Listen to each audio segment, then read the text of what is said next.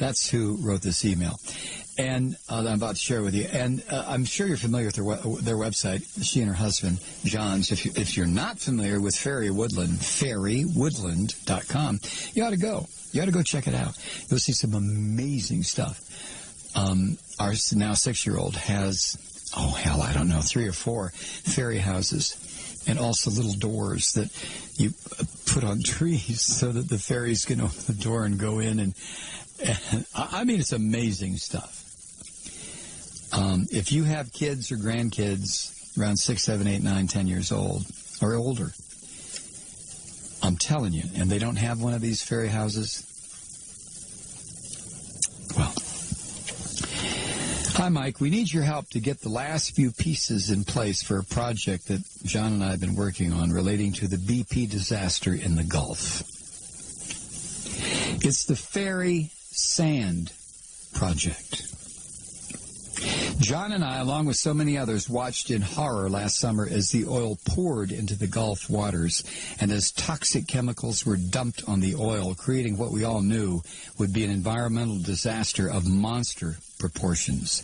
And it is. I know it isn't on the front pages anymore, but the reports by Ricky Ott, Greenpeace, and many other environmental groups and Gulf state scientists affirm almost daily that the magical reports of the oil's almost all gone and everything's fine are horse blank. So, speaking of magical thinking, what does all this have to do with fairies, one might ask? Well, here it is.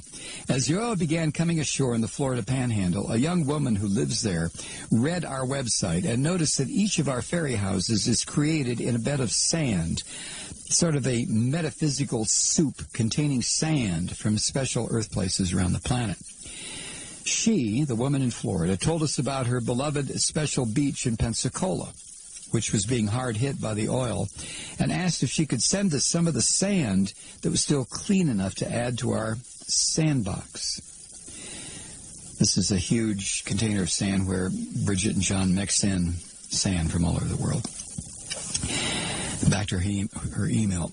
She thought it could help heal the beach and the ocean to have that sand be a part of fairy homes. Her heartfelt impulse sparked an idea. What if we could gather sand from other waterways, from places other people loved, and add those to our sandbox? We could build a special fairy house from that sand and send it to the Gulf to live near the water, bringing with it the heartfelt blessings sent by all of the people who contribute the sand. Could that really help?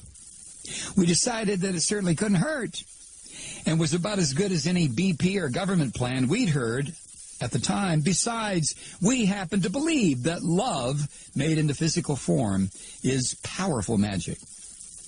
So we put out a call through our website, our mailing list, Facebook, etc., asked people to send sand, and they did. They sent sand from the East Coast, the West Coast, the headwaters of the Mississippi, from the Great Lakes, from Hawaii, from the sand trap on the golf course, and they sent sand from numerous beaches on the Gulf that they had gathered and kept for its beauty in time before the oil came. The sand came with sweet, touching messages about why this particular sand was special to them, and Mike, the sand was also beautiful. Now we're ready to build the houses and send them to their homes on the Gulf. Yes, the project has grown from 1 house to 5, 1 for each of the Gulf states. And here's where we need your help and the help of your listeners who haven't yet tuned out because they find all this completely silly. Each of these homes is being built in a ritual way, honoring the energy of the natural materials that go into it. The purpose of each house will be to act as a touchstone, a gateway for the living energies of the natural world, what we call fairies, to gather and work in whatever ways nature spirits do to help heal the devastation we humans have created. Each house needs to live at a place within sight of Gulf waters and have a human guardian who will see to putting it in place and can look after it once in a while. We have places and guardians lined up for Florida, Alabama, and Louisiana, but we still need volunteers from Texas and Mississippi. If there is anyone in your listening audience from those states who might be interested in taking this project on, they can contact us through the website, fairywoodland.com, or by emailing me directly at Bridget@fairywoodland.com. There's also more information about this project at our website. To be a candidate for this, you don't need to believe in fairies. You just need to believe in nature and be open to the possibility that nature is home to forces we've barely begun to understand. If these fairy houses sitting on beaches along the Gulf don't accomplish anything more than eliciting a smile from a passerby, they'll still have made a contribution. Thank you for getting the word out, Bridget. You understand what she's asking here. If you live in either Texas or Mississippi and you want to take on the responsibility, we're not talking about money here.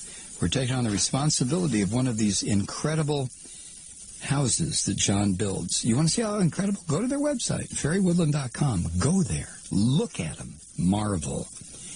But if you're interested, if you live near the water, in Texas or Mississippi, and you want to do this,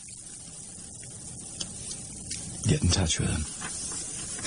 All right? fairywoodland.com or Bridget at fairywoodland.com. We will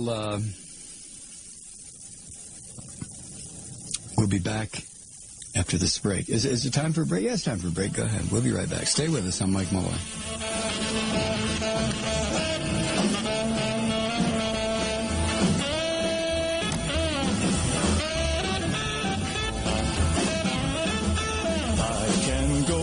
Since she left me alone, my one desire is to try not to cry. She might come back one day, but